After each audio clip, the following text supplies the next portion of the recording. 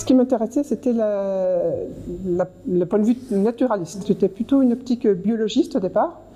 Et donc j'ai fait un bac D, qui s'appelle le bac S.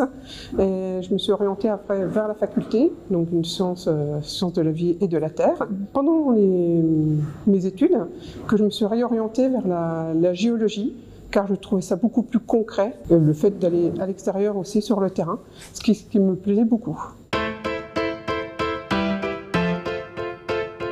Le projet est très motivant, donc d'un point de vue géologique, parce que la géologie est une thématique très importante pour l'Andra.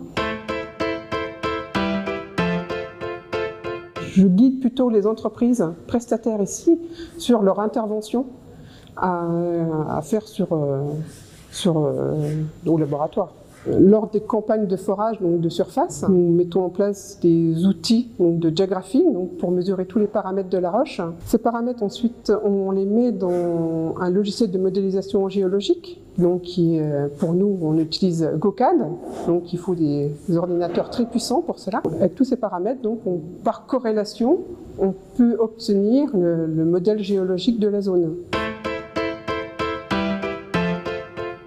Ce que je fais en géologie pour aider le projet CIGEO, l'analyse en fait de la géologie, donc de tous les paramètres de la roche, parce que la roche ici, elle est une barrière géologique pour CIGEO, pour le projet de stockage.